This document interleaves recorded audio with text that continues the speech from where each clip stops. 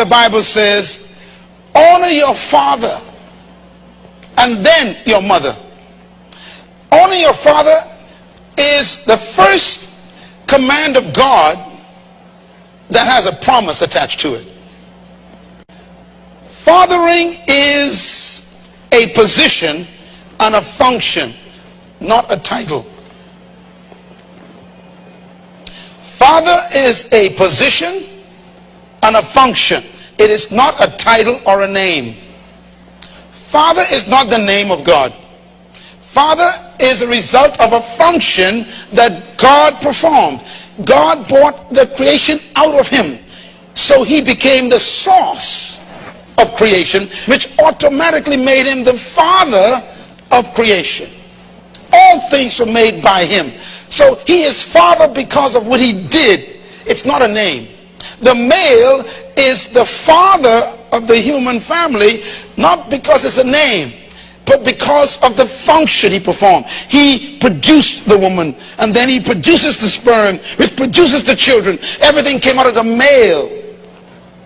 So the male is the source, the foundation, the progenitor, the sustainer of the human family. This leads me to point number 2. The position and function of the father must be honored. The Bible did not say honor the male. It says honor your father. Father is a function and a position. So your so-called daddy may not be a perfect person. But if he is your source, then you must honor the position. God never says to love your father. He says honor your father, because that is your source and the function that brought you. Point number 3. Fathers must earn the right to be honored. Not because you had a baby makes you a father. Father means what? Source and sustainer. So don't be so quick to claim that you are the father of that child, because you might be only a half father. You provided the sperm, but you don't provide the support.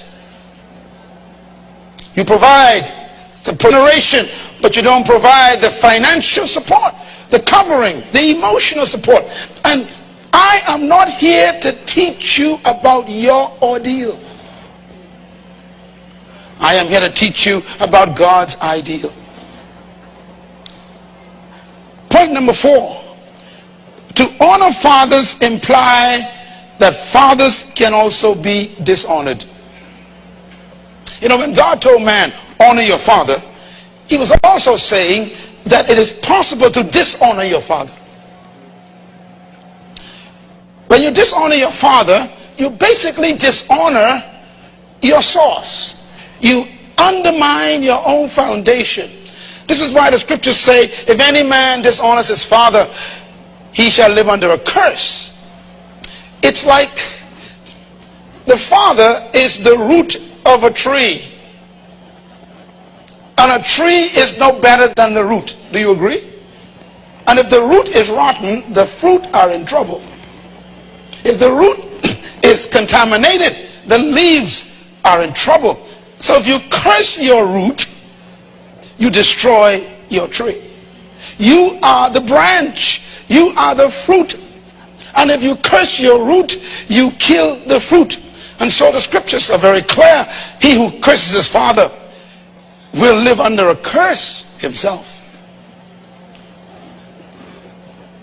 Now, the number one crisis on earth for men, and ladies, listen carefully, ladies, is the absence of a fatherhood role model. I'm going to repeat this. The number one crisis on earth, especially in our Western nations, is the male is lacking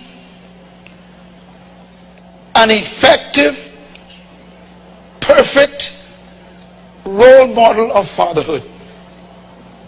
The average man in this room, which is probably up to 80%, will perhaps quietly admit that his father was not a role model. He was a model. But he wasn't a model they want to roll themselves after. Because the average father didn't have a role model. And his father's father didn't have a role model. And so the Bible is very clear that the sin of the fathers will affect the first, second, third, and even the fourth generation. Which means that the man that you got married to, or perhaps will marry, is suffering from 4 generations of absentee fatherism. And you give him a baby and tell him, father that baby. And that man has no idea how to do that.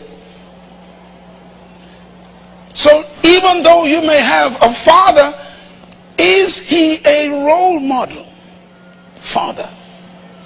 I thought it would be therefore helpful to remind the women, as I did in the last session, that you cannot demand from a man what he cannot deliver. You know, I feel pity for most men. I am one of them. It's tough being a man today. And ladies, you make it tougher because it's more tougher. You English teachers looking at me funny. You all know just what I mean. It's tougher. The reason why the women make it tougher is because the woman demands from the man what he cannot deliver. And the man becomes angry because he can deliver what she demanded. And this is the reason why there's so much domestic violence in many homes, because she's asking him to perform what he was never trained to produce. It's tough. One of the favorite statements of most men that I know is this statement: woman, what do you want from me?